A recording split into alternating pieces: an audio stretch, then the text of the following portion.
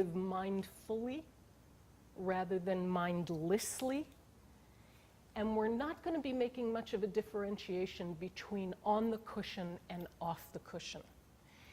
There is a difference. There is probably, most likely, a difference in between, in terms of the object of meditation, or between the thing that you're thinking about in meditation and not in meditation in the rest of your life. When you're not in meditation, you're thinking about your job, you're thinking about cooking the meal, you're thinking about, any number of things that are going through your mind, driving. It's any number of things that are the object of thought. In meditation, there are some very specific objects of thought, lots of them, but they're of kind of a different type. So what it is that's in front of your mind is oftentimes different between meditation and not in meditation. But the state of mind within which meditation or work or study or conversation or any of those kinds of things happen is not different. So that's what we're going to be talking about tonight. There are the myriad ways in which you can use, control, guide, and set free your state of mind. That's the same whether in meditation or not in meditation. So that's what we're going to talk about. When we talk about meditation, the ultimate goal, and this is something that I had to remind myself of or get clear on too. The ultimate goal of meditation is not to be a good meditator. Okay? That's not what I'm after. Okay? That's not a goal. That's not an end in itself. No matter what kind of meditation you're doing, just like the goal of practicing a spiritual life, whether it's Buddhist or Christian or, I don't want to speak for all traditions, but so let's just talk about Buddhism as I have learned it. The ultimate goal of studying and practicing Buddhism is not to be a good Buddhist. That's not an ultimate goal, and we get very confused about that. We can be very good at lots of forms and rituals and have lots of information and lots of knowledge and all of that kind of thing, and still not be much closer to our goals, whatever those goals are. And that's an important question. What is the ultimate goal? That's not a question anybody else can answer for you. Please be clear on that. That is something that you have to get clear on yourself. You have to know why it is that you do pretty much everything that you do, but why it is that you're here. What is your ultimate goal? If you don't know what that is, how are you going to know whether or not you're moving towards it or away from it or what's going on in terms of that goal? If you have a sense of what that is, or if you're clear on what that is, then you can get clear on what's going to help you achieve it. And that's important too. I'm not going to ask you right here, okay, what's your goal, and expect a coherent answer, and I'm not even going to ask you that at the end of the series. Okay, that's not necessarily something that you have to express to anybody else. It's also not something that maybe that you answer once and for all time. It's probably a shifting, changing thing. Yeah, like everything else. So if your goal, for instance, is to be, an amazing businessman, an amazing pianist, an amazing doctor, an amazing actor, or something like that, you're probably in the wrong place being here, because there are because we don't teach that. I have no idea how to become a good businessman or a good actor or anything like that. one of the things that I was doing in San Francisco is getting advice on some of this stuff. I don't know anything about it. And most of us, that's not what we know how to teach here. But if that's what you come up with your goal, then you probably haven't thought about it deeply enough anyway. You haven't gone far enough in your thoughts about what it is that you're interested in. Because then you got to ask yourself, you know, okay, I want to be a great actor, or something like that. Whatever it might be. Well, why? What's the purpose of that? When you think it through, it's probably something like because I believe it will make me happy. I believe it will contribute to my happiness, or I believe it will contribute to the happiness of the world. It's something having to do, perhaps, you know, again, like I say, I don't want to suggest it to you, but think about it in these terms. Why do you want the things that you want? To be free, to be fulfilled, to be peaceful. It's got something to do with that kind, with a way that you exist in the world. So as opposed to, for instance, living in it with a sense of anxiety, with stress, with pain, any of those kinds of things. You know, self-trust instead of constantly second-guessing yourself. Those kinds of things. And those would be the reasons to get good at meditating, because it helps you to achieve that. It is not, or becoming a Buddhist or a pianist or whatever it is, right? Those are not ends in themselves. They are methods. Maybe you use the language which we use here at the center a lot. We use the language of, well, I want to reach nirvana. Anybody remember what nirvana definition? Just out of curiosity. The cessation of all mental affliction. All right, and we usually put a word on that, not because it's necessary, but because we forget. Cessation means permanent, right? Permanent cessation. Now, a cessation is permanent. It stops. Something doesn't cease and then start up again. But yeah, permanent cessation of mental afflictions and their causes, or sometimes we say, and their residues, or sometimes, and their subtleties.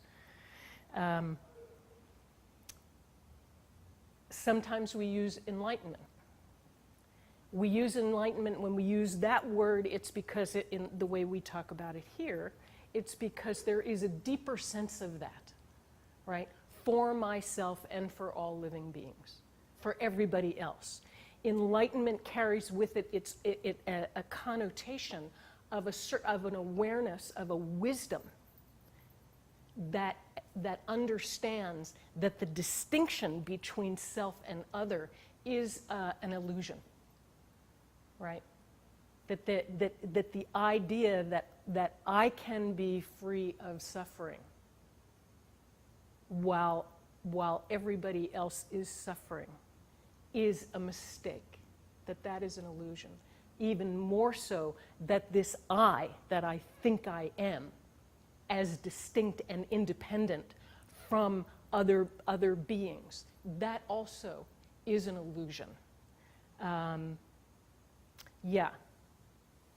It's not the individual. You say your name to yourself that is going to be happy or that is going to achieve that goal, that is going to reach this thing called enlightenment. That's not the one that is going to gain that kind of happiness, gain that kind of peace. There is an awareness of the interdependence that we have with each other, that we have on each other, that we are connected fundamentally. I'm not going to get very deeply into it now, but you know, Lama Marut often says, it's not even that we are nodes in a network, we are the network. Or when I was a kid, I listened to a guy talking. He gave this great teaching, and he said, compassion. He didn't use the word compassion, let me not put words in his mouth. And I forget what it was. It was a long time ago. He said, but we don't work off the principle that I am my brother's keeper. We work off the principle that I am my brother. So enlightenment carries that kind of a level of wisdom. It's one who recognizes that independence rather than believes in this illusion of separation between us. And we can call that a reality, right? A truth. When I was in graduate school, I studied feminist political philosophy, and one of the things that they said that was really interesting is they said the whole thing about independence, in the Western culture, Western politics believes in this idea of, that we are independent and we only, this is by the consent of the governed and all of that kind of thing. And if we don't, because we're independent and individual and all, and the feminist philosopher says that's crap and always has been. If that were true, then, we are dependent from the moment that we are born. We are dependent before then, but we continue to be dependent from the moment that we are born throughout our entire lives. We are connected. Dependent is a problematic word, because then we think of someone who can't help themselves, which is not the case. It's not what we're talking about. That's why interdependent is a better word. We are connected to each other. We take care of each other. We are responsible for each other. We help each other, and that is our greatest joy, right? We know that we are human beings and not wolves because of our connection to one another. Okay, so it's a radically different sense of identity. And if you haven't noticed, this conversation will carry all the way through this course and all the way through all of the middle way courses. It is a radical redefinition of identity, and it's not if we don't get to that awareness, not just an intellectual one, but a sense in our very stomach, in our very being, then this sense of happiness and peace that we're talking about is going to continually elude us because of the way that we interact with each other and with our world. Okay, so like I said, we're going to be talking about this all the way along. So just to get clear on what mindfulness is for our purposes, because if you've ever Googled it, you know that there are myriad definitions. People say all kinds of things. They use it in business. They use it in healthcare. It's good for the, and this is all, you can look at studies. It's good for the immune system. It's good for brain function. It's good for relationships. It's good for business, for interaction with jobs. It's good for stress reduction. It's good, any number of things. But then, okay, but what is it? None of us are really clear on it. So sometimes mindfulness is described as a training method to get to a state that we can call full awareness. For the purposes of this conversation, we can call it a full and deep awareness, which is waking up to that reality rather than living in the illusion of separation, or rather than living in nightmares of the past, or longing for the past, or anticipation of, rather than living in the past or the future, living right here and right now, being in the present. And all of the mental afflictions and pain that comes from not being in the present and not recognizing the reality of this interconnection. So sometimes it's described as that training to get there. Sometimes it's described as that state. Okay? So there's the guy who mainstreamed the word mindfulness, John Kabat-Zinn. He says, it's being awake, fully committed to each moment to be present, inviting ourselves to interface with this moment in full awareness, with the intention to embody calmness and equanimity right here and right now. Then the guy, if any of you have been to the meditation classes, the teacher that has taught many of us, or from whom most of us, maybe one or a couple of steps removed, has received teachings, B. Alan Wallace. He says the same thing. He calls it basically remembering, not forgetfulness. Remembering to maintain an unwavering attention to the present reality. And he adds another component, though. He says it's a mental factor that distinguishes wholesome from unwholesome states of behavior. Right? So his has an ethical component to it, which we'll be talking about. And then Lama Marut would agrees with these, but he takes it to even a different level. He takes it to the level of acting in the world skillfully, but not self-consciously. He says it's action without self-interest or any interest other than to simply do the act fully and well.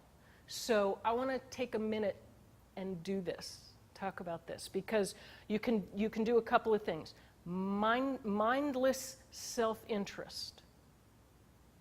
Then you can get, wait, what did I have? So we have, mindless self-consciousness. No. Start with mindless unself-consciousness, okay? That we all get.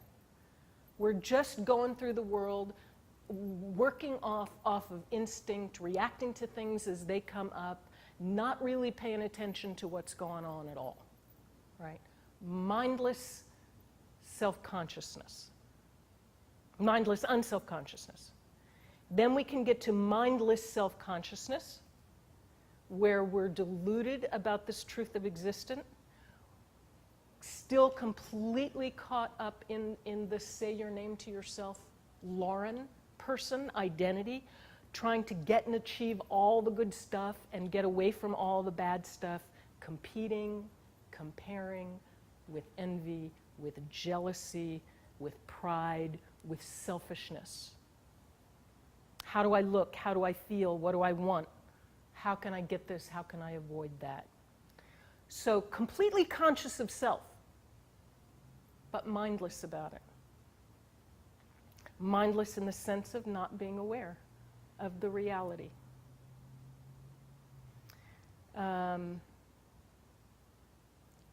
Then we get to, and this course is a training in mindful self-consciousness. So with an understanding of the relationship between the acts of body, speech, and mind and the world you experience. There is a relationship between how you act in the world and how you experience the world. And you're monitoring, right? Am I doing it right? Am I paying attention? Do I need to adjust my actions? All of these things are very important, and that's what we're going to spend this course and most teachings are about. But there's like this thing to be aware of, okay? That is not the ultimate goal. Mindful self-consciousness is not the ultimate goal.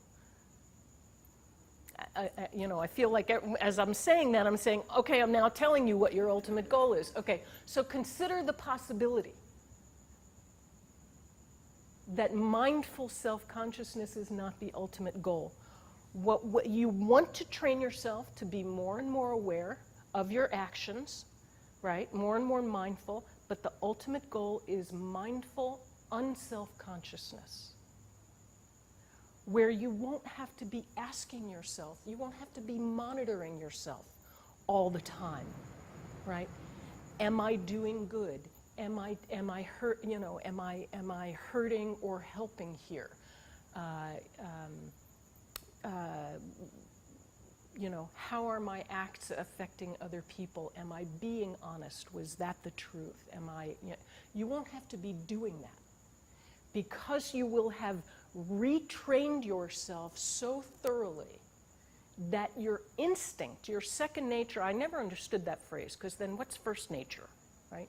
But anyway, so your second nature, it's second nature, it wouldn't even occur to you to do anything other than act out of love. You don't have to think about it. They talk about, you know, enlightened beings. This caught me like the minute I took my first class, spontaneously and without thought. The way that, you know, if you see a child and they're heading for the street, you don't stop and think, you know, well, what would be the moral thing to do here, right? You just go for that child. You don't even think to yourself, Jesus, I wonder if it's safe for me to do this, right? You just go for that child, right? Where everything that you do in the world comes at that level of love. And, you know, and think about it. So you grab the child up and, you know, and he doesn't get hit by the car or whatever happens, and you're so happy about it. Probably relieved, but, you know, like it fills you, if you can kind of put yourself in there, it fills you with a kind of joy, you know? And that's what life would be like. So mindful, unself-conscious, where you're not thinking about yourself all the time, where you can trust yourself. You can trust your instincts. You don't have to be thinking, you know, I wonder what did I, you know, how did I do today? That is freedom. That is liberation. And that is the goal. But it takes training to get there, right? As opposed to that mindless unself-consciousness or mindless self-consciousness. We'll be getting back to that, by the way, in the last class in this series. I mention it because in the process of learning in learning mindfulness, we get so caught up and we think that that's the goal. And then it's like, you know, then oh, look, I'm even wearing the right shirt for it. Then you kind of can do this to your collar. You know, I'm a good Buddhist. I'm a mindful person. I'm a, you know, something or other. You can pride yourself in that, and then you have totally lost the point. So don't forget what you're after. To be liberated, to be free, to be happy. Consider the possibility that those are your goals. And then don't forget what that goal is. But the training is crucial. Like I said, you cannot skip it. It's like learning to ride a bike. You put those training wheels on, you know, first, well, if you're like me, you know, you had training wheels. I don't know if anybody did. And then you know, and then you're riding around the neighborhood on your training wheels and you're doing so great and, you know, and I'm doing so great and, you know, but that's not riding a bicycle, you know, and then you take and then pretty soon they hinder you. They are more of, it is riding a bicycle, but they are more of a hindrance than they are a help. Right? So at a certain point, you take off the training wheels and you ride free. But you got to start with the training wheels. And, you know, when I say start with them and that it takes training, I'm not talking about 6 months. I'm not talking about, you know, it may be a lifetime in training. I don't know. But keep in mind what you're after. All right. We'll be drawing off of 4 texts from this course. All but one of them was originally in Sanskrit. So Lama Marut translated them. And the one that he couldn't find the original transcript, it had been written, the only thing that was left was the translation from Sanskrit into Tibetan. And then it was translated back into the Sanskrit. Oh, no, that's not true. There's one in Pali, Okay, so Pali was before Sanskrit, certainly before Tibetan, was kind of the very first Buddhist texts were, you know, in the Pali tradition. Yeah, and all but one other predates this thing that we call Tibetan Buddhism as we know it. So just to be aware of it. And you're going to be surprised at these texts. So I should probably do these in order. Okay, so there's one called, in terms of the dates, Mahasatipatthana Sutta, by, they don't even know who, by the Buddha. And written, they have no idea. Not dated. This was in the Pali text. Very, very, it means, by the way, the great discourse on establishing awareness, or sometimes it's called the great frames, or the great frame of reference. So these are in date order. The next one is the Bodhisattva Charyavatara, which is the guide to the Bodhisattva's way of life. That is an Indian text. It was written, anybody know when it was written? Or when it's in circa 650 AD. It is one of the greatest texts of Buddhism, pretty, you know, Tibetan or otherwise. There is the chapter that we're going to be working on is called Guarding Awareness. There is a chapter on meditation as such. That's not this one. This one is about creating the state of mind within which meditation and everything else happens. Yeah. Okay. The next one is called the Bhavana Krama, which is Stages of Meditation. This is by Kamalashila, 740. His dates are 740 to 795. This is a step-by-step analysis. There were 3 volumes, all of them written in Sanskrit. One of the middle volume, the Sanskrit, as far as we've been able to track down, is lost. And Lama Marut did his big academic university, you know, all over the world search, and the original Sanskrit has been lost. So it was translated from Tibetan into Sanskrit. It was translated at one point into Tibetan and then translated back into Sanskrit. And we're working from the middle volume. And then the latest one is the Hatha Yoga Pradipika. So that's Svatmarama in the 1400s. And this is the one people it's probably the second most read text in terms of yoga. All right. So those are the texts. Each class, just so you know, has an exercise at the end that you do for a week. It's not answering questions or memorizing or what other kinds of stuff. It's not written homework. They are designed to evoke an experience for you. Don't get caught in the trap of thinking that because it's not written, it's not important. It is important. Because I don't turn it in, and I debated, as a matter of fact, whether or not to turn it in. But I'll talk about that in a minute.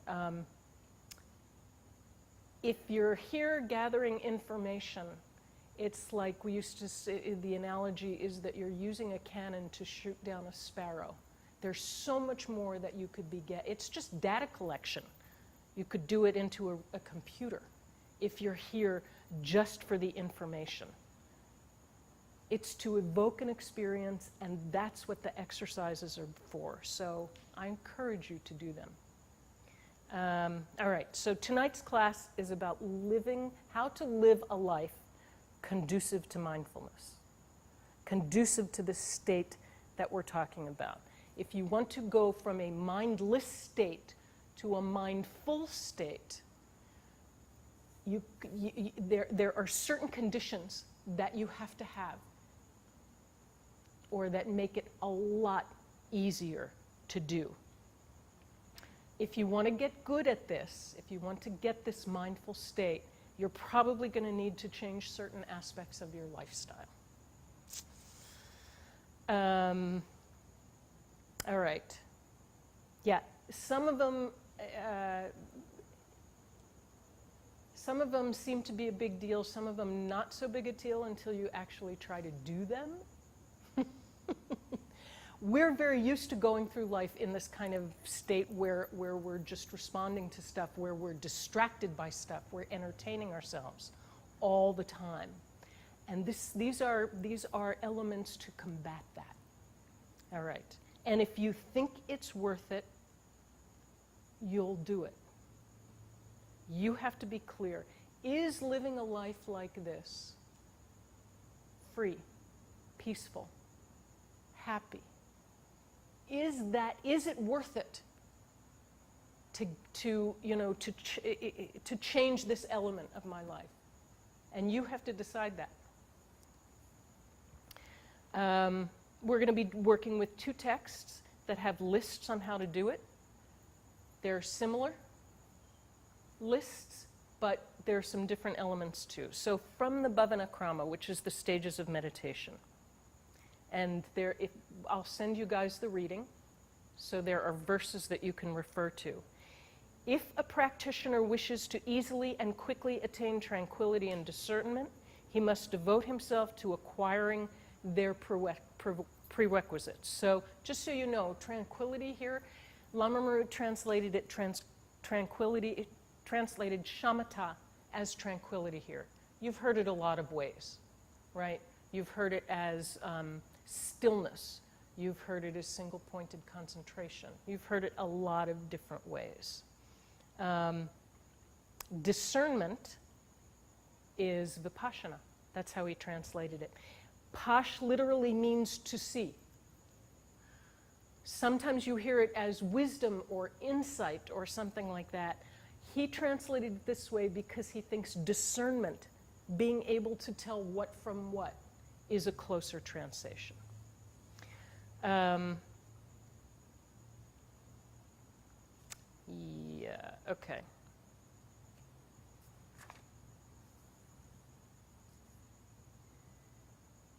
And when we talk about being able to discern, to figure out what from what is what, we're talking, one of the things that we're talking about is that level of reality in terms of not fantasizing about how you think things would like to be, or what you think they should be, or what it used to be like, what it will be like in the future. None of those, but as it is, right? Moment to moment as it is. And one of the elements of that has to do with this interconnectedness, this interdependence. Which is a level that you don't, when we say see, pash is to see, it's not something that we don't walk around with strings attached to each other all the time, right? It's not something that you can see, hear, feel, smell, whatever it is, the 5 senses. It doesn't have to do with that. It goes beyond that, right? It is a wisdom, it is an awareness that is not necessarily based on what comes in through the senses. And that there is a reality that is beyond the senses, okay? And you don't have to be some kind of Eastern fanatic to think that things are not necessarily what they appear to be, right? Science understands that too, right? Like that, is this a changing thing or an unchanging thing? Is this thing changing? Looks like it's not, right? It looks solid. It'll there when I got here. It'll be here when I leave. It doesn't look like a changing thing, but it is. So there's this hidden level of reality that is true, but that we can't perceive or measure. You get that through wisdom. To develop that wisdom, you have to get your mind into a state where you can even think about it. To some extent, quiet enough, peaceful enough, calm enough, not all agitated. What are the prerequisites? They are dwelling in a conducive place, having few wants, being satisfied, avoiding excessive activity, maintaining pure reality, and giving up thoughts of desire, and so forth. Conducive place has 5 qualities. And we're just going to go through these. And think about how you live. Some of it is you're going to say, yeah, got that. Others of it you're going to say, yeah, not so much. And these things do make a difference. So the first one is well-stocked. Pretty much anybody around here has this one covered, right? We're not talking about great luxury. We're talking about sustenance. You're not going to have a chance at much peace of mind if you're scrabbling around for food or shelter or to be warm. In the winter, or you can't get into the shade. So that's what well-stocked means. A good place means not living in fear or of being harassed. Basically, if you're in a high crime rate area, or as some people do, how do I say it? You don't feel completely safe with the people that you live with, figure out how to move. Really, it's important. Good land, meaning free of disease. It doesn't mean, that it'll bring a high price on the market. It means it's free of disease. Congenial means being around people who are at the very least open and supportive of what of your efforts. Many of us live around people who aren't necessarily interested in a spiritual life, or they're not necessarily interested in this thing we call mindfulness, or any of these elements and practices. Okay, okay. As long as they don't think you're a nutcase for trying to do it, and they don't try to stop you, or they don't try to get in the way of you doing it, right? So we're talking about common kind of respect. They respect, okay, I'm not interested in it, but I respect your interest in it. I support it. I'm not going to get in your way. Maybe even helpful to doing it, even if they're not necessarily interested in it themselves. If they respect what you're doing, if they don't make fun of it, try to get in the way. If they do, you're going to have a constant struggle. It has its cost, because then you not only have to contend with your own mind, but your own mental afflictions, your own laziness and various things, but you have to contend with theirs. The next one is well-suited, not crowded with people during the day, and quiet at night. So don't live over a bar or next to a freeway. It's too noisy, it's harder to focus. You even can't get enough sleep, right? Or if there are people constantly coming and going by your door. All right, the next verse is, so those are the prerequisites. Here's another, that's one prerequisite divided into 5. Here's another one. Few wants, not spending a lot of energy on luxurious or excessive clothing and such, and being satisfied, always being content, owning just simple clothing and such. So this is about contentment and desire. I just got this new car, right? Beautiful. I had a car. It was 10 years old. my family started giving me a hard time about it. Said, anyway, so I got this new car. First new car I've ever bought kind of by myself. I'm 60 years old, God help us. But, so I bought this new car, great, beautiful.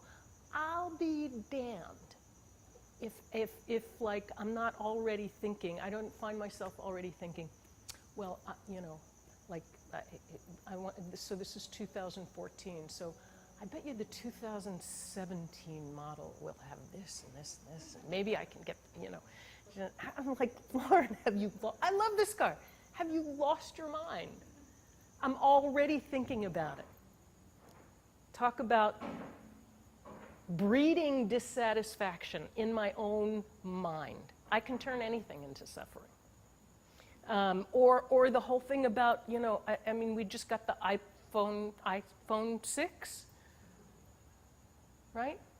And all of a sudden, it's like the iPhone 5 is a piece of crap. You have to get the iPhone 6. You got to be dissatisfied because it's got all this new stuff that you've got. The whole society is geared to consumerism, right? And I talk about this every class. It's a society specifically designed to keep you dissatisfied, so you'll keep buying more stuff, right? That's its intention. That's its purpose. That's capitalism's purpose. You can think about it. I read this thing about, this change in capitalism to consumer capitalism, or market to consumer, it doesn't matter. Consumer capitalism, where it went from providing what you need in the market to turning what we want into need, where we think suddenly it's a need. We need this. And then, constantly creating new ones.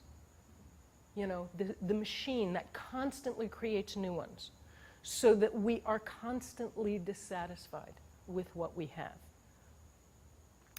And what we're fighting, if you're thinking, Lama Marut talks about this, if you're thinking of Occupy Wall Street, protesting, and that it's an internal, you have to fight the power internally, right? If we went to, what is it here, where do we go? We go to the courthouse or something, I don't know where we go.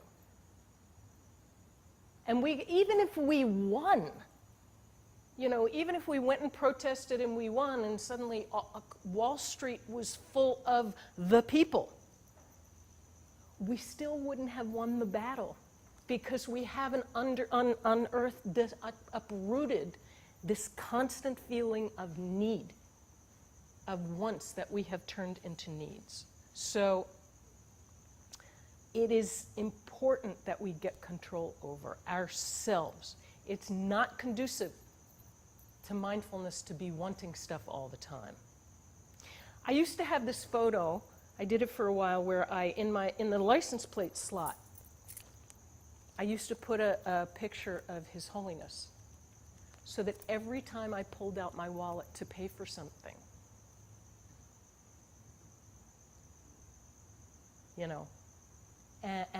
I would think about it. Do I need this? And literally, there were times where I'd be at the cash register and then I'd say, thank you very much, and walk away. You do that enough times, it's embarrassing enough, you start thinking about it before you get to the cash register. And then Lama Marut gave us that mantra, Om, I have enough. So let's do it, just for fun. Om, I have enough. As a refrain. We'll talk about mantras in a minute. Yeah. And say it to yourself. There was a period of time too where I had these things on doors, on refrigerators, on mirrors in bathrooms, so that it would remind me to be thinking about these things. Next one, avoiding excessive activity and avoiding inferior actions. here's the first one, buying and selling, which really isn't about what job you do. It isn't about that you shouldn't be a sales clerk or you shouldn't be a buyer or something like that. This is about occupying yourself, having this sensibility where you're trying to get ahead all the time, especially if you're trying to get ahead at someone else's expense, if you're trying to gain the advantage over someone else. Everyone has to make a living, but if it's about getting ahead rather than what you need to support what you want to do, then it's not conducive to mindfulness. Chatter with householders or renunciates. Renunciates. So, yeah. It doesn't matter who this chatting occurs with, right? There was this, Lama Marut tells a story about that he had a Sanskrit teacher who said, you know, nonsense in Sanskrit is still nonsense. So chatting, even if you're chatting with, you know, a monk, mindless chatter kind of thing, it's still chatting. So if you're saying, you know, I wonder if that cave is better, or is that cave better, or, you know, you really ought to try this, this, you know, I found these, you know, I don't know, trying to think of examples. But chatting, even if you're like living in the caves in the Himalayas, it's still chatting. And not, yeah. This is under avoiding excessive activity and avoiding inferior actions.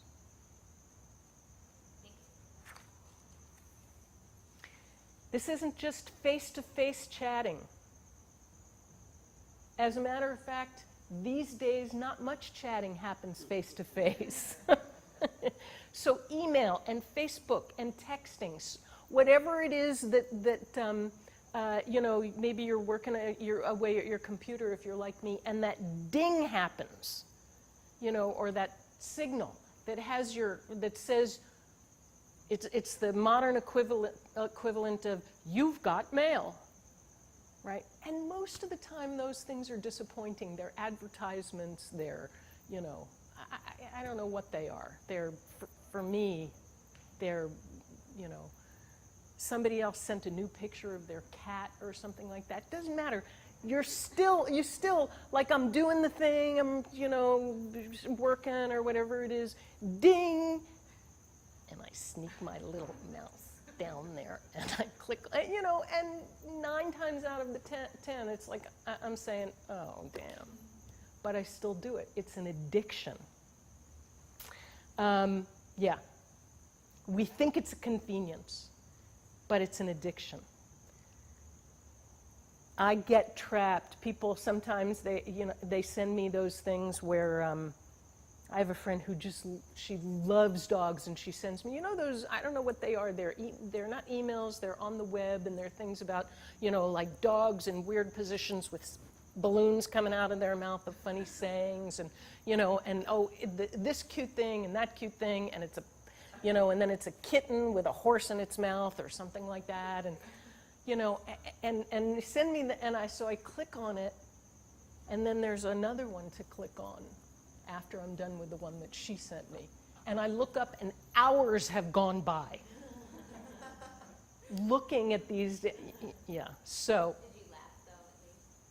Was it funny? Yeah, I laughed at the, you know, I laughed at the first one.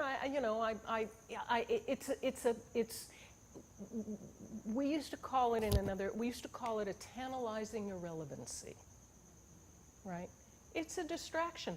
And I don't mean to say, don't get me wrong, I don't mean to say that you can never click on another, you know, cute dog thing.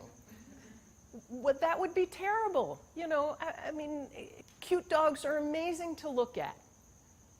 But it becomes a distraction. It becomes an incredible time waster. And then the other thing about the, you know, I get berated by my sister sometimes. You know, why can't I reach you on text at a moment's notice? I said, if you need me that bad so quickly, call me. I do have a telephone. Ring, ring, ring. I will answer it. If you need me that quickly. And she says, yeah, but I need to tell you something. Like, I'll be there in 5 minutes. Or something like that. We think these things are so desperately important. There are a few times when people have to be able to get in touch with you at a moment's notice. When my father was in intensive care, and that it was a very, very critical situation. I had my phone with me all the time, and I kept every ringer, every email, there are times, there are emergencies, but most of the time it can wait. It really can wait, unless you're. Also, I guess if you're a stock trader, if you're on the floor of the stock market, seconds count, I guess. If you're doing that, you're probably not much interested in mindfulness, to tell you the truth. Although I shouldn't say that. I don't know if that's true. Like I said, it doesn't mean you have to get rid of your phone or your computer or never use text or anything like that. But get control over it, rather than it controlling you, rather than you being at the beck and call of every, ding, everything that goes off like that.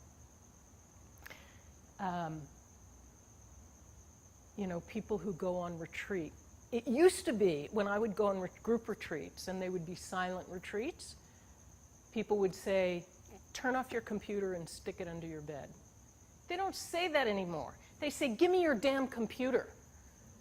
Because people just, we are so addicted that we turn it on. We can't allow ourselves to just be quiet, and reflective. People are pulling it, you see people, giving it this, sticking it in their pocket. It's like the way people used to sneak off to have a cigarette. Now they sneak off to their texting thing. Spending time cooking up potions, practicing astrology, and the like. Okay, so unless you're in your kitchen cooking up potions, this probably isn't literal. It's probably not supposed to take this literal. It's more likely spending time trying to use fantastical methods, magical methods, or to control the future.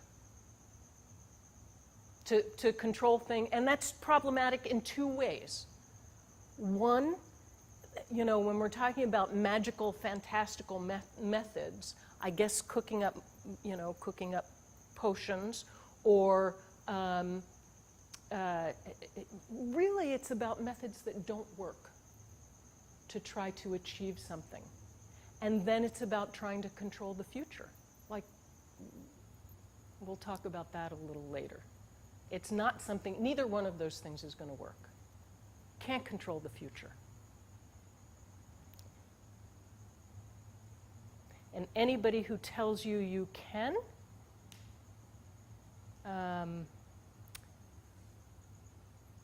is misrepresenting the truth. And when we talk about trying to control the future, like rather than paying attention to here and now, rather than paying attention to where you are. Next one. And these, I would be saying verse 10, verse 11, verse 12, except this actually wasn't written in verse form, so they don't have numbers. Maintaining pure morality, not breaking the rules that regulate objectional actions, either natural or those one has formally repudiated as covered in the two kinds of vows. Okay. So basically maintaining pure morality. I always shy away from using the word morality because for me, for the longest time, and obviously still, you hear the word morality and I want to just go break some rule.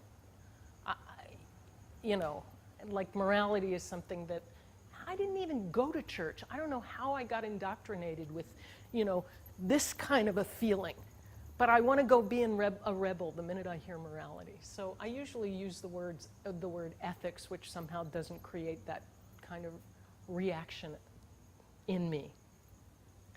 When they're talking about the difference between natural and vowed. So natural meaning, you could say they're not really rules. They're about human decency. And nobody has to vow to them to be, to have it be incumbent upon them, on us, to act that way. Every spiritual tradition has them. In Buddhism, we talk about the refuge commitments. There's the 10 Commandments. In Islam, I found something online called the Golden Rule to Live By from the Holy Quran. And it says things like gender, race, color, lineage, etc. are no criteria for superiority. Be just in all matters, even if it's against your relatives. Talk straight, to the point, without ambiguity. So, it seems to, they're in all, kind of all spiritual traditions. By the way, what I just started, that's not the same kind of list. That's not like the 10 Commandments. This is, kind of things extracted from the Quran. So in Buddhist terms, what do we talk about? Don't kill. Don't steal. I'm sorry. I said the refuge commitment. I meant the, what do we call them? The 10, no, those are, we commit to the 5 lay commitments. What's it called? The misdeeds, right? The 10 misdeeds, right? Freedom vows are vows. Those we take, those we promise to. But so the misdeeds, so, right, don't kill, don't steal. No sexual misconduct, right? Keep going. Don't use your words to divide people. Don't gossip. Don't covet. In the 10 Commandments, by the way, do you know it originally said, or at least I was told this, don't covet your neighbor's mule? I mean, don't covet his, your neighbor's possessions, right? Or sometimes when we teach it, it's don't be upset about other people's successes, right? Ill will. Don't be happy about other people's failures, about other people's misfortune. And then correct worldview. When we're talking vowed, when he's talking about vows, so he's talking about 2 kinds of morality, vowed and natural. And vowed means when you make a formal promise to stop doing something or to do something, right? Not to hurt people or to try to help them. If you break them due to negligence, you must very quickly make amends. Okay, so that means, first of all, stop. The minute you notice that you're doing it, the first thing you do is stop. And then, and I wanted to say too,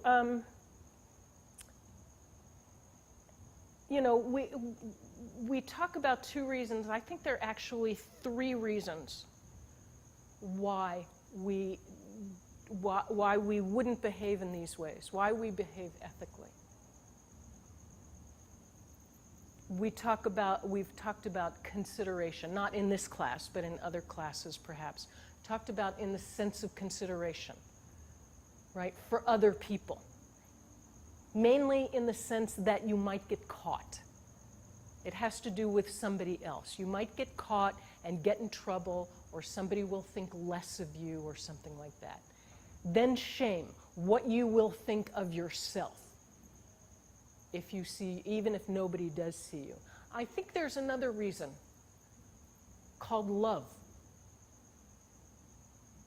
You do it because you love people. You do it because You know, you care for other beings and you want them to be happy. You have at some kind of a, you know, you understand that happiness is a shared thing, right? Helping others be happy makes me happy. Adding to the happiness of the world means adding to happiness, including my own. Subtracting from it, harming other people, detracts from happiness in the world, including my own. You get that. You understand that. Like that child, you know, or a loved one who runs in the street, and then you magnify that to all beings in the world. So I always want to add that, so I just decided that I would in this one. And then the making amends part. Buddhism has a great system for this. And let's, you know, for folks who maybe haven't heard it, let's just go through it. Lama Marut changed up the names, just for those of us who have heard it. So the first one is, he calls it reveal, or remember. Remember how it is that you would like to be, what kind of world you want to live in, what kind of life you want to have. And then the sense of reveal means you open your heart and you be honest about your own activities in it, to yourself. This isn't as easy as it sounds because we are really good at justifying our own actions to ourselves and to others. We think we have really good reasons for acting the way that we do. You know, I have heard myself do it, and I have friends who have, you know, studied and practiced for years. And you know, because you hear yourself saying, I hear myself saying, you know, I got angry for a good reason. And there is no good reason. There just isn't. You know, yeah. So this is, okay, I've done this thing and it's harmful and it's not the way I'd like to be. Repent. Repent. This is the feeling regret. And please, please, please, and think, you know, think about this. Take this home and think about it. If you're like me, there really is a difference between regret and guilt. Guilt is beating yourself up. I'm a bad person, I'm a bad person, you know. And it just, you know, then you find yourself struggling with self-esteem, and you struggle with inadequacy because you've got this refrain, I'm a bad person, I'm a bad person. That refrain does nobody any good, especially you. Regret is, I wish I hadn't done that. There was this guy who used to study with us, and he was driving in a car on the phone. Okay, so two problems. He was driving in a car on the phone, and he was yelling at this person on the other end. And then he hung up the phone and he said, I just took a big dump in my future, didn't I? Right? That's regret. I wish I hadn't done that. Like if you drank poison. You didn't know it was poison, but you drank poison. Boy, I wish I hadn't done that. So that's regret, and it carries the component of, God, next time, you know, I'm going to check and see what it is the hell I'm drinking. Right? It carries a component of not doing that thing again, which is the next one, restraint. And you make a promise to yourself. I'm not going to do that again for a given amount of time. And if it's not lose my temper, don't say for the rest of your life. Because that probably ain't going to happen. Give yourself something that's a little bit challenging, but that is doable. And restore. You are restoring. What are you restoring? You're restoring your view of yourself. in relationship to other people. But it's about your view of your person. It's not like, okay, I have to do these atonement things. Is God watching? Did he hear me do that one? Checking them off. No, it's about the effect it has on your own heart. And try to do it, the restoration is restore is some kind of an action. And try to have that action have something to do with the problem that you created. So if you yelled at somebody, I don't know, maybe apologize to them. Or maybe a gesture of friendship. If apologizing is going to make it worse, don't apologize. But not too long ago, I was hanging out with a friend, and we were talking, and I said something that later, she didn't particularly notice it, but later on I was like, oh my effing God, I can't believe I said that. Because if somebody had said it to me, it would have hurt my feelings. She didn't seem to notice, but I was horrified. And it's like, but she didn't seem to notice. So maybe I can get by with it. Maybe I don't have to worry about it because maybe it didn't hurt her feelings. It didn't matter because my heart hurt. And I had to, she lives far away, and I had to write her, and just say, I am so sorry, I don't, whatever, I don't know what I was, I didn't mean, that wasn't what I meant, and I can't, whatever I said. And she wrote back and she said, I didn't take it that way at all. It didn't matter how she took it. The apology was about my heart. And then Lama Marut always adds a fifth thing to this, which is, at a certain point, you give yourself absolution. You forgive yourself, right? I've done this thing, like with my friend who I said that thing to. I may never forget it. But you forgive yourself for it. Okay, I made a mistake, and I've done this, and I apologized, and I did what I did. I did what I could to correct it in my heart, and it's done. Probably won't forget it, which is a good thing because because I'll be more aware. So you turn the problem that you created into something that is transformative.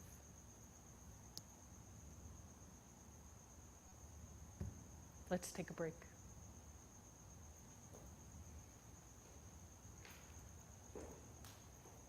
Would everyone be sure to sign in, please? And I'm going to pass this around. Put your name and email. Yeah, I need your emails mainly because I don't want to forget that you were here. I need to send the readings out. Because we don't do the registration thing anymore, I guess.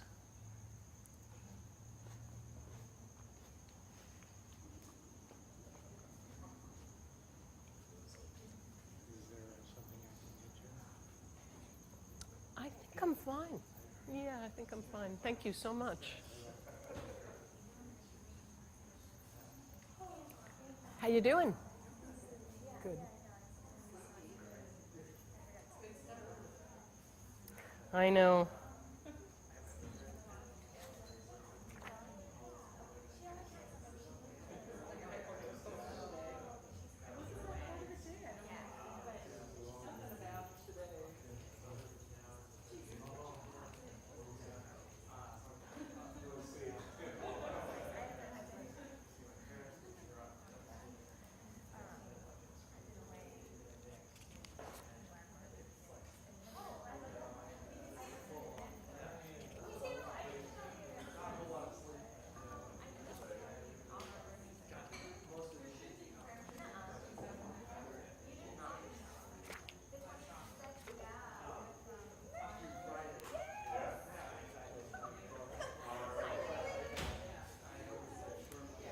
you doing? It's good to see you, both of you guys. I always forget that it takes you, you know. She has to pick me up. I know. And And I have to pick up my kids and drop them off then at she home. gets me. Right. When Heather comes, she's like that too. Her work, it's like, you know, she said it's always going to be about 10 minutes late. Yeah. Well, I'm gonna listen really well so that I'm gonna hopefully have more peace now, and that won't happen. Right? You're always so perfectly timed. Would you like some of this? I will have a little grape. Thank you. You need anything? Water? Tea? You know what? Maybe more water. More water? Thank you.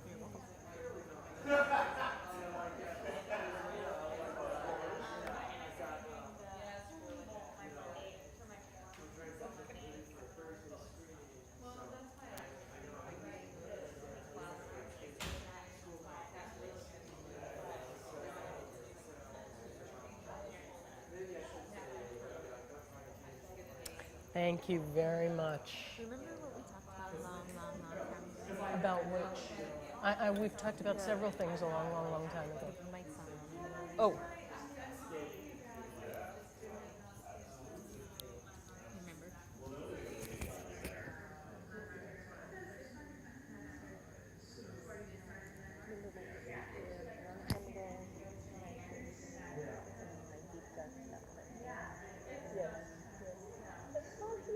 oh, so glad. My marriage is great. Oh, I'm so glad. It was a long haul, man. You worked on it very hard. I know. Yeah, if you ask Sarah, she'll tell you. I know. Oh, yeah. It's liberating. Wonderful.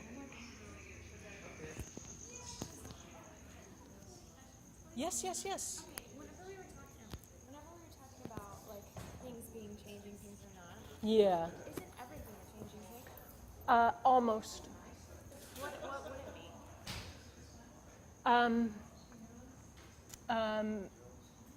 Emptiness is not a changing thing.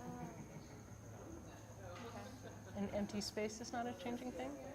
But for all intents and purposes, yeah. For all intents and purposes, yeah. Yeah.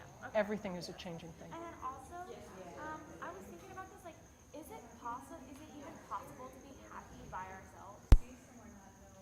It's not. The thing is,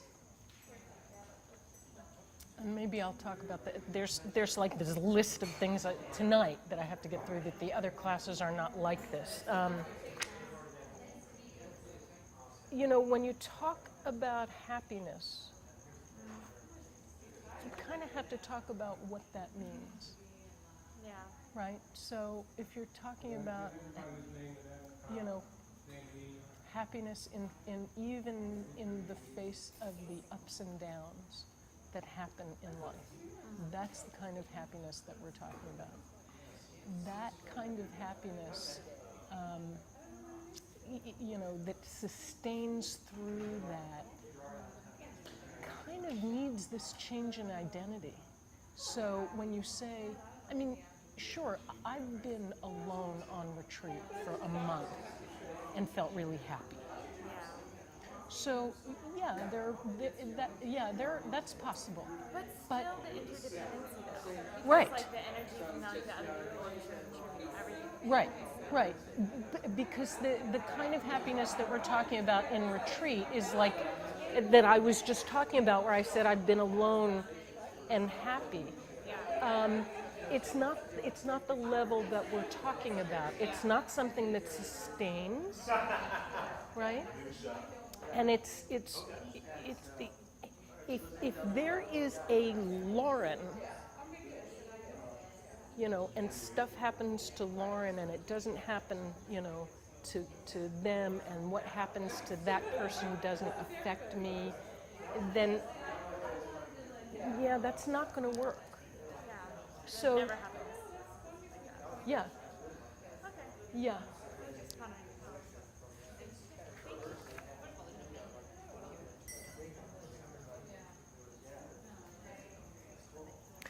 Do we have that list?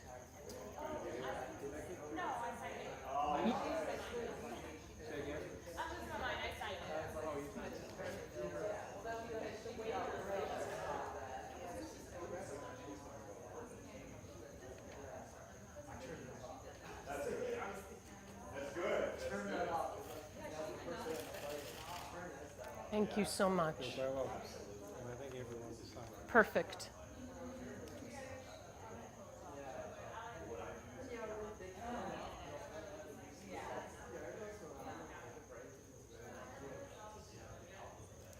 Is that 002? Yeah, that's Okay. 002. I thought they were musical notes. I was going to say, I can't do that on my computer. What do you think of like time for your like I'm sorry? when you like do the 4 powers or like you're doing that, like do you have like when you pick a certain time, how do you know like when is enough time that you've done, and do you do this like every day for those like the time to make stuff It's like a process of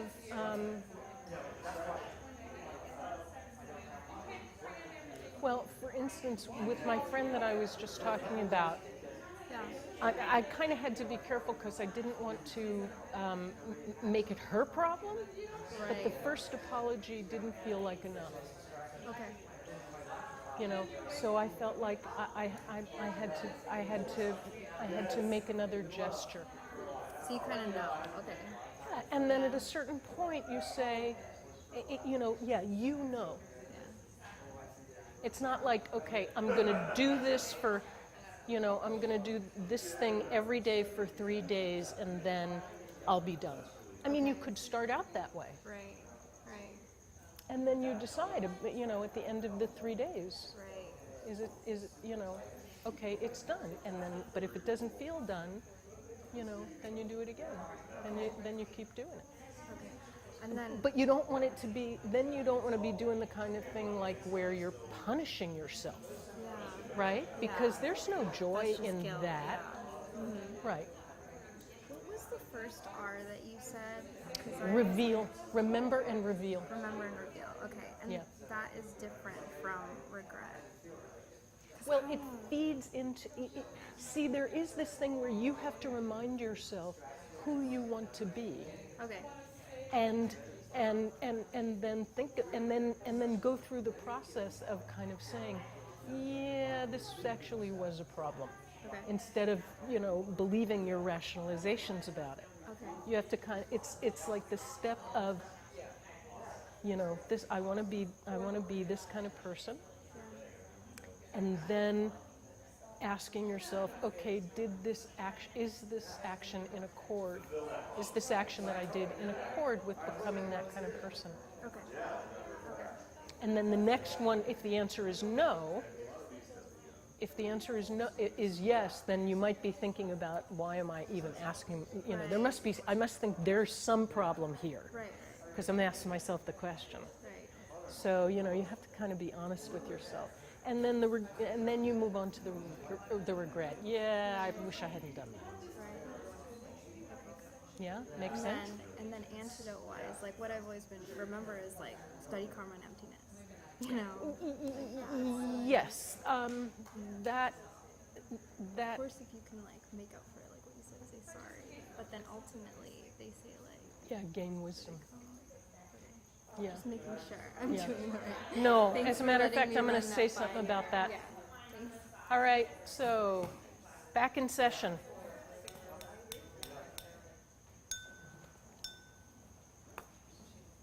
There we go. So Michelle just asked me a question, reminded me something that I think is important when you're talking about the restore, the restore, the last one. One of the there's always a good thing to do. I mean, I like the idea, and it works for me to do something that specifically pertained to the act that I did. it's also important, you're just going to kind of keep doing these things one after another, you know, unless you gain some wisdom about it, unless you like study, think about it, figure it out. So another good way to restore, to think about an action, is to study wisdom. You know, sometimes we say karma and emptiness, but, you know, to like study, think about it, read about it, meditate on it. Why it works, why it's important, how it works, what is this, you know, when you talk about this reality that isn't apparent to the senses. You know, what does that mean? We haven't gone into that, by the way, very much in this class. We will a little bit, you know, in the rest of this course, and there are other courses that go into it much more deeply. Okay, so we're moving on to, this is another section, but still in the Bhavanakrama. Having made up your mind about the many problems that come from sensual desires, both now and in the future, you should avoid cogitating about it.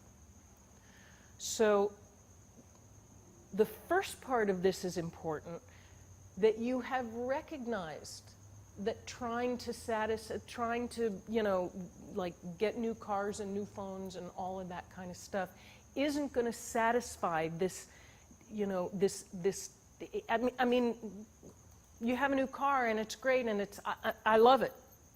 I make no bones about it. I really enjoy the thing, you know. But if I think that car is going to bring me to this kind of ultimate goal that we're talking about, that it contributes to that even, then I'm mistaken about that. So recognizing that part, having made up my mind that attempting to satisfy desire is not conducive to a happy life,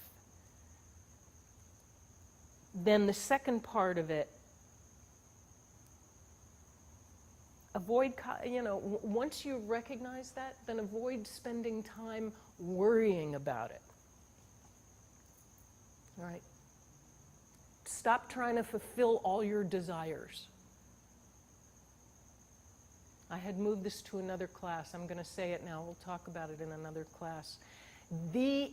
All the attempts to fulfill desire is really about the one desire, which is to stop desiring things, to stop wanting things. If I get the perfect car, I'll stop wanting cars. If I get the perfect phone, I'll end desire. I won't have any more desires. Not going to happen. Desire is its own self-perpetuating machine. And we'll do it in another class.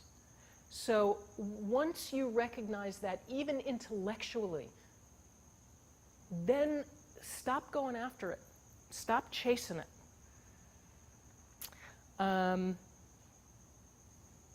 Yeah. You can meditate on the nature of the cycle of suffering. Everything, whether pleasant or unpleasant, is subject to destruction and is unstable. It is certain that I will soon be separated from everything. This being the case, why should I be obsessed with it? None of the things you're going to get, even if you do get them, are going to last. By definition, right? It's starting to wear out. The car, first of all, just in market terms, the minute you drive it off the lot, it depreciates in value, right? And the minute you start driving it around, the engine is wearing down, and and all of that kind of stuff. And we know that intellectually. It's actually happening moment to moment. It is the nature of being created that the thing is going to go out of existence. It is going to be destroyed. And if it doesn't get destroyed, you know, another element of it is that we get tired of it, which we do. It loses its attraction. Not so far,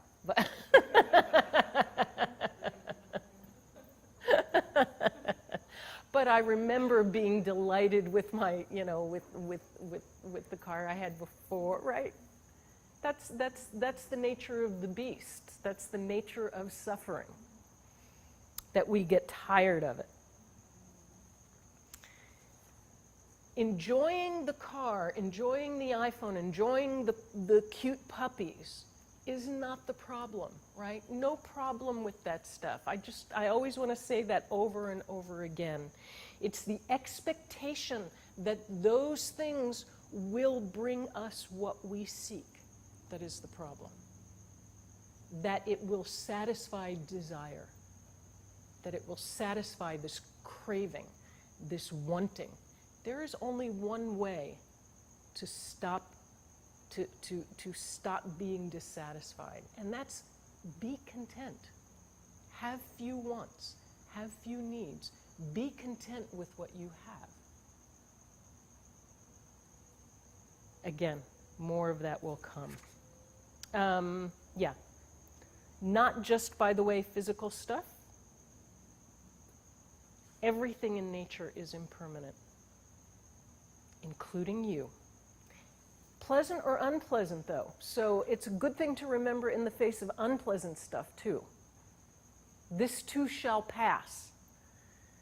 So don't waste time getting all excited and agitated about stuff. If it's good, enjoy it without grasping to it.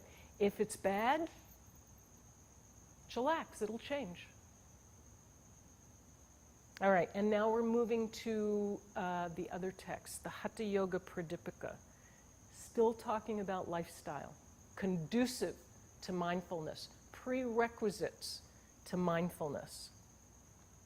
One's practice is destroyed by 6 things: overeating, working too much talking, not adhering to morality, or an excessive attachment to moral rules and regulations.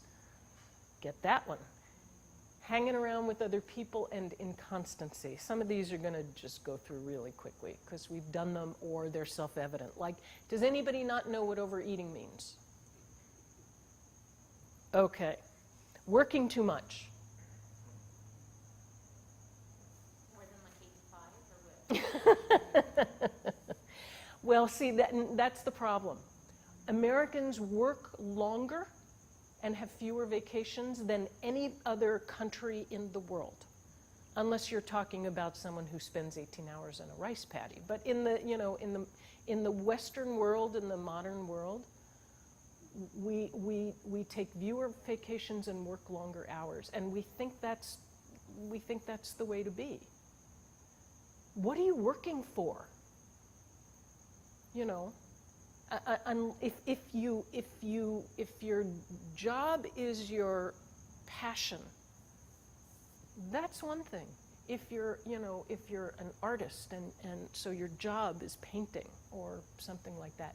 But if you're working because it supports you, then keep in mind all you're doing is working to support yourself, and don't spend your precious lifetime investing everything in that, right? If it's an 8-hour job, it's an 8-hour job. It's not about how many hours it is. Sometimes 8 hours isn't required. You know, it's not like 9 to 5, 5 days a week. It's not about that. It's about why are you working? Why are you spending that much time working? If it's to support you rather than your passion, rather than your, you know, because I'd be doing this whether I got paid for it or not, kind of thing.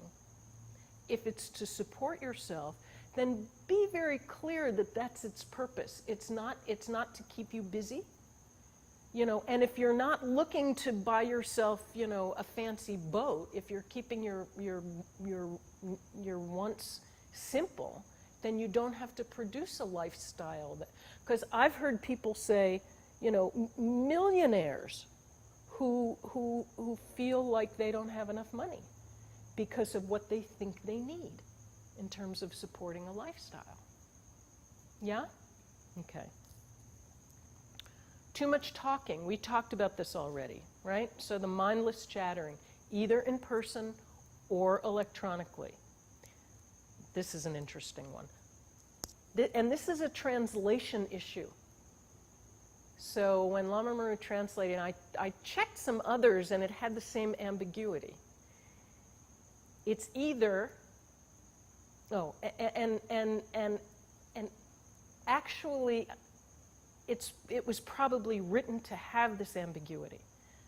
Not adhering to morality or an excessive attachment to moral rules and regulations. Right?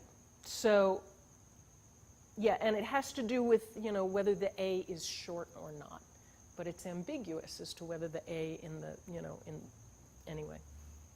So this means either you don't care about ethics at all, or the other side of it is that you're obsessed with the rules. No, I can't, I can't,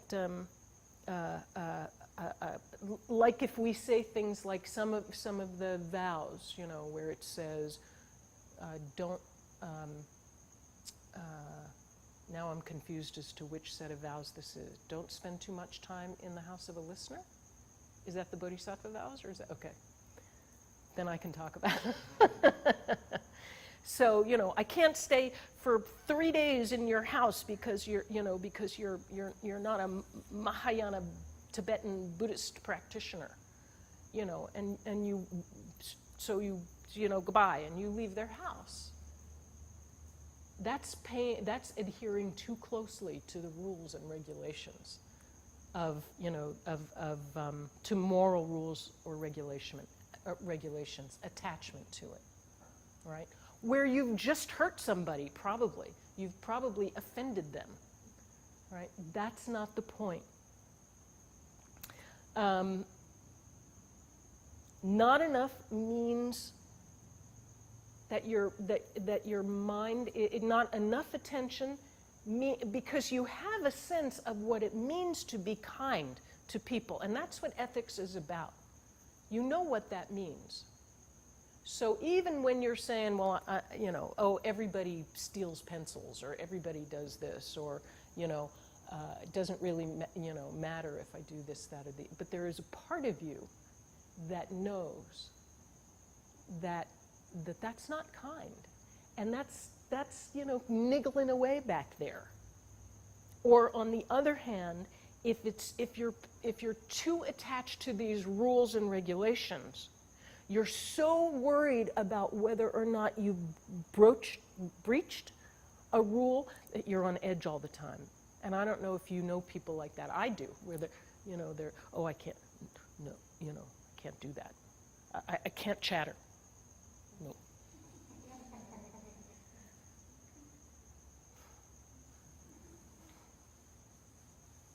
This will come up in even a more blatant way in another class. It's interesting. Okay, so then hanging around with other people. This is a loose translation. It means attached with a crowd all the time. We've been talking about that. But think about it. Again, if you are uncomfortable being alone and quiet, who are you afraid of? Who is it that you're bored with? That's you, yourself. That's not going to lead to peace, to peaceful state of mind. Something that you kind of need to develop. Inconstancy. This is about, okay, well, I meditate for it, and then I skip several weeks of it, and then I do this thing, but that, not steady. They say you don't want a rolling boil, right? You want a low simmer that you can do over time, so you can sustain it. Not like, I meditated for 3 hours today, and I meditated for 2 hours the next day, and then I meditated not at all for the rest of the week because I couldn't do it. But I'll do it again. I'll spend the whole day meditating when the weekend comes. Doesn't happen. And if it does, then, that's a great way, by the way, to come to hate meditation. So, yeah, better to do a little bit every day. So that was the stuff that will destroy your tranquility. Here's the stuff that will help it. I'm not going to read the verse, I'm just going to go through them. Cheerfulness, he translated it as, can also mean enthusiasm. This is joyful effort. It can mean perseverance, but that's going to be the next one, so it doesn't matter. So it can't be that here. If you're at this thing where, well, I got to do this, I got to do this mindfulness thing, that's not cheerfulness. That's not joyful effort. If you're, and it's not going to help that much. It's not going to make that much of a difference. Enthusiasm. Even if it's not very exciting for you to, apologize. Oh boy, I have to apologize to my good friend whose feeling I hurt. No, it's not that kind of a joyful effort. But if I'm like, God damn it, this really sucks. I have to apologize. That's not going to do very much either. First of all, the apology is going to be lousy. But it was like the feeling that I had was I can do something to remedy this. And I was very, it was like I wasn't yippy about it, but I wanted to do it because I wanted to remedy it. So, yeah. So that's resolute.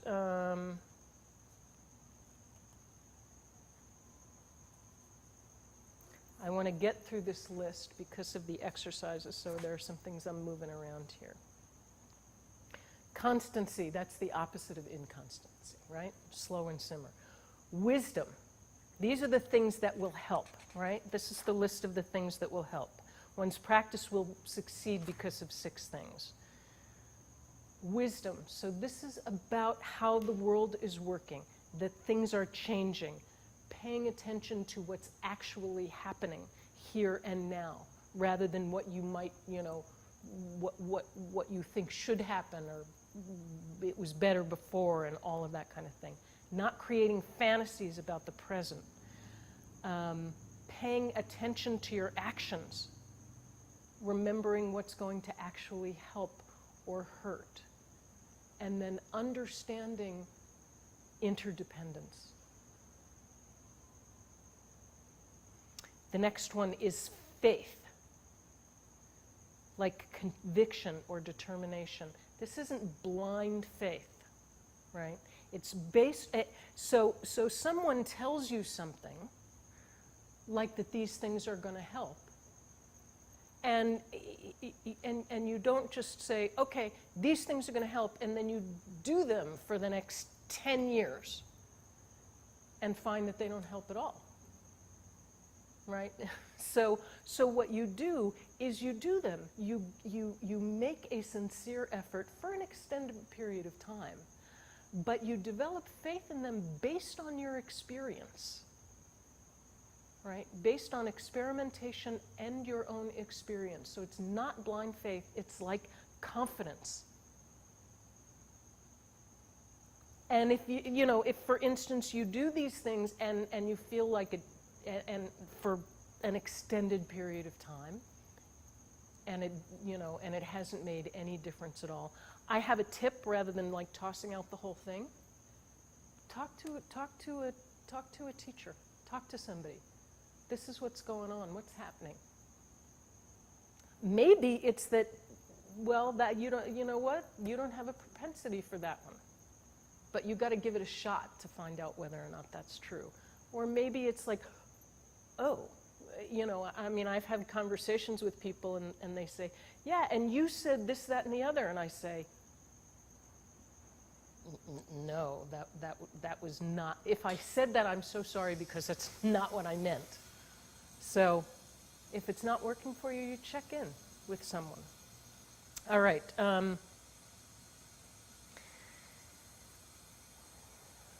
Staying away from, oh, just one thing.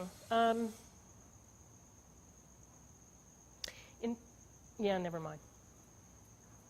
Because I do want to get through this list. Staying away from other people. A great recommendation for that, because that doesn't mean like this would be one of those literal things. No, can't be around you.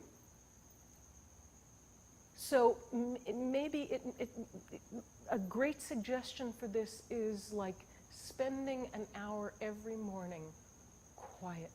Don't turn on the computer, don't turn on the TV or the radio or your telephone or whatever it is that chatters at you. You know, this is about spending some time quiet so that you have some time for reflection. If your constant input, you know, going like this at you all the time, the 15 minutes or 20 minutes or half hour or whatever it is that you spend in meditation, it will be helpful. I don't mean to say it's not going to be helpful. But if the rest of the 23 hours, given hours for sleep, are bombarded with input, you know, this is quiet down your life. Doesn't mean you can't go to a big time rock concert or, you know, stuff like that. But don't spend your life that way. Yeah, get up slowly and reflectively. Start your day peacefully. Get up earlier if you need to, so you front end your day with some peace. And then you can carry that into it. And then if you front load it, so I guess you back load it or something like that. So at the end of the day, you also don't go straight from, you know, who is it now? My sister called them the Jimmies, the night TV guys. You know, the night show, Tonight Show and that kind of stuff. Don't go straight from blaring TV to, you know, into bed or some scary movie or a big argument with somebody. You know, let yourself move into a space of peace. Read something sweet. Read something inspiring before you go to sleep. Not something that's going to hype you up as you go to sleep. The 10 moral restraints: nonviolence, telling the truth, not stealing, sexual purity, patience, resolution, compassion, sincerity, moderation in eating, and purity. So these are the yamas and niyamas. Nonviolence, okay. This is pretty much the foundation of everything. Ahimsa. If you want peace in your mind, in your life, you stop the violence in your own life, in your world. You can't stop it fully because you still walk on grass and kill animals and all that kind of stuff. But it's about intention. Is your intention to hurt or to harm, or to help, or is it negligence or harm? Speak the truth. Make sure your speech conforms with reality as you understand it. All right? So if you see something in the road and you think it's a snake, even if everybody else thinks it's a rope, you don't say it's a rope if you think it's a snake, for an example. Right? Speaking the truth means make sure your speech conforms to your experience of reality, not some abstract truth thing. Don't steal. Any doubts? There's a lot more ways people steal than, you know, taking somebody's wallet. The ways that, you know, I can do my Facebook page on the job. That's stealing, because you're being paid for that time and you're not working. Or, you know, everybody takes the pencil, or whatever it is. Sexual purity. Traditionally, that's celibacy. For us, don't sleep with people you shouldn't be sleeping with. Does anybody have a doubt about what that means? About who that is? If you have to, yeah. Got to move through these quickly. You shouldn't be sleeping with people who are in committed relationships with other people. You shouldn't be sleeping with people who are too young or who aren't equipped to consent. You shouldn't be sleeping with people that it is somehow hurtful to them or to somebody else, or to you. Develop patience. This is not in opposition to impatience. This is about anger, sometimes called forbearance. And, you know, we've often talked about this. It's forbearance in the sense of, especially in the sense of when you feel that you're justified in being angry. That's when you really have forbearance. You may feel justified. It's still going to screw up your day or your week or your month.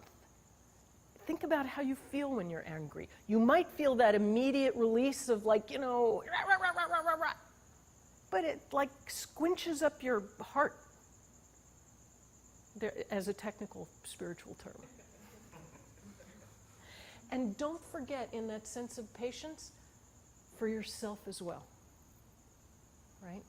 Patience for your mistakes, for your failings. It doesn't mean complacency about them, but patience, forgiveness for your, you know, for your imperfections and your flaws. Be resolute, meaning in the sense of having courage. You know, like take yourself in hand and get control over your damn email. Develop compassion.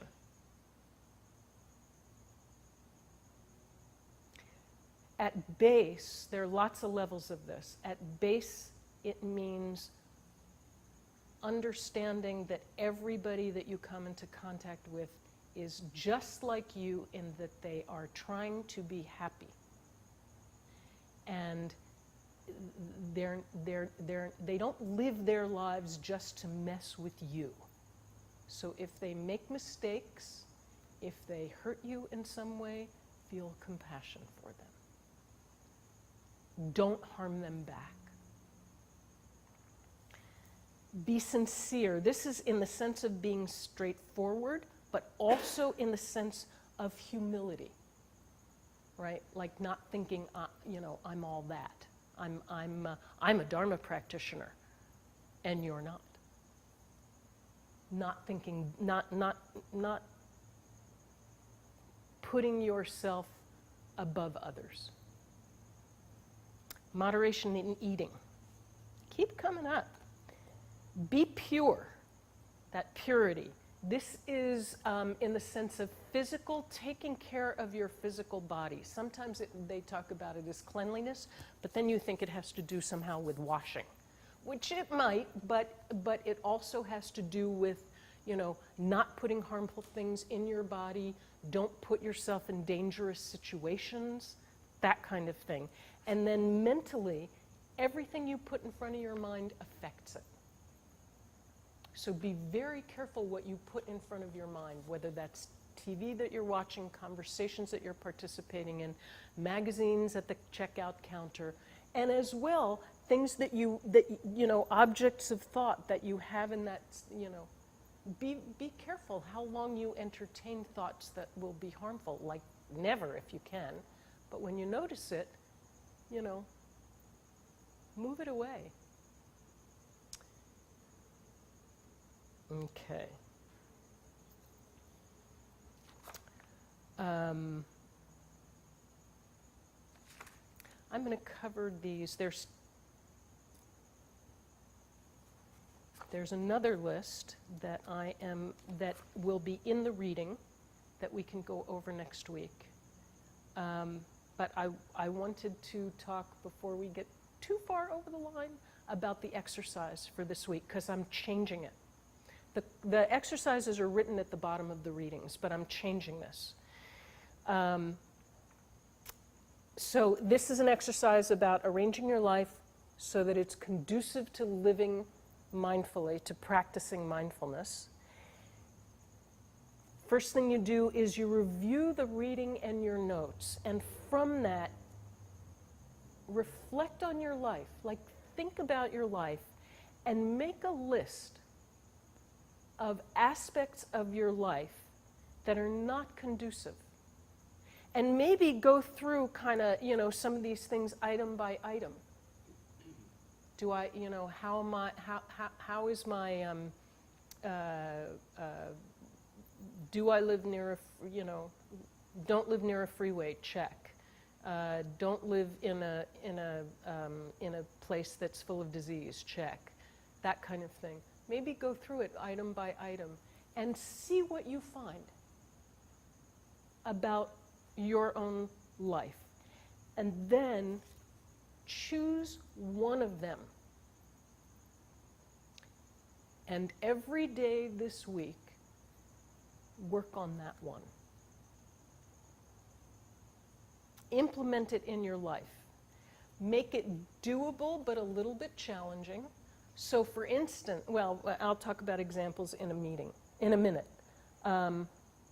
So it increases your awareness of that one thing, and it will increase your awareness of others too.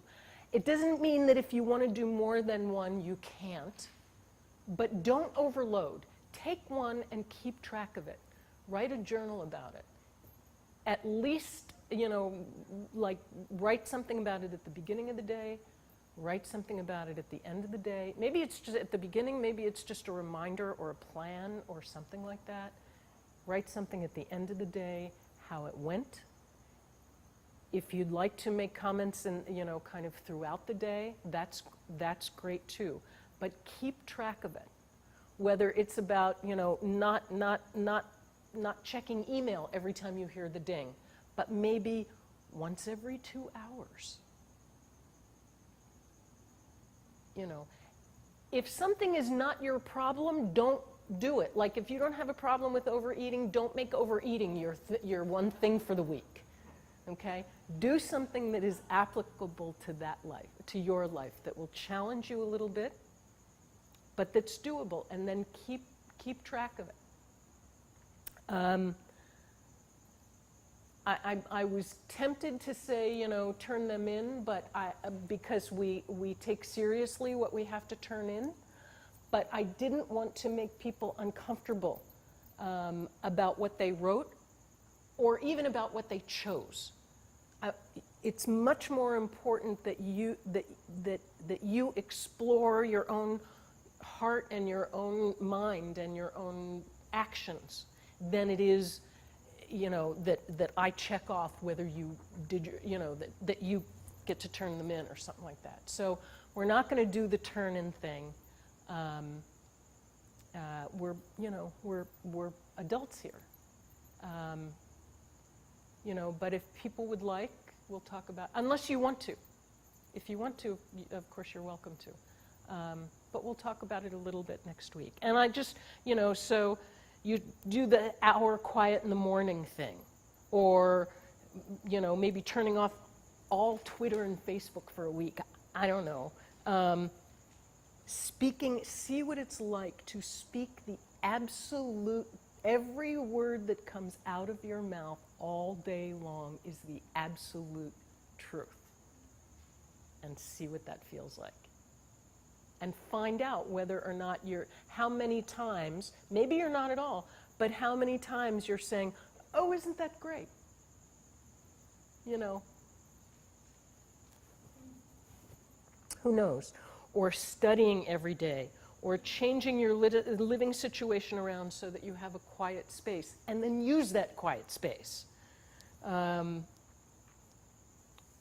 Don't buy anything except food and gas, or whatever, like for a week. It's only an effing week. So oh, but I'm out of my favorite mascara. Too bad. It's like I said, it's only a week now. Okay, so I can hear, okay, I'm going to go out, I need this, and I'm going to buy it all and stick it in the drawer, and then I don't have to do any shopping for a week. You know, you know the spirit of this thing, right? So those are just different possibilities. Turning off the TV, who knows? Explore the list. Maybe don't plan out ahead of time which it is, unless there's something so blaring that you say, yeah, this is what I got to do. But kind of go through the list and see what's there, and keep track of it. And we'll talk about it next week. And that's class. Thanks for the extra time. And I will send everybody the readings either tonight or tomorrow. And hopefully, the other classes are not like this. This was so much just these lists. The other classes are not like this, so we'll be able to kind of take some time and chat and that kind of thing. All right. Thank you. Thank you very much.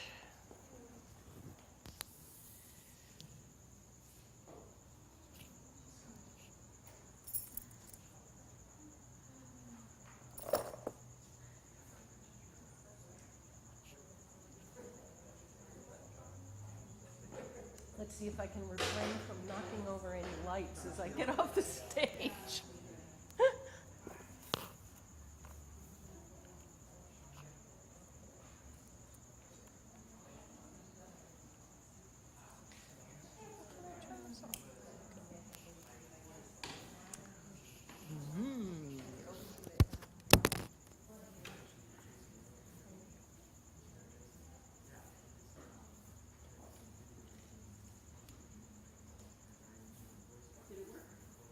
Yeah, it was on mute in the beginning. It brought me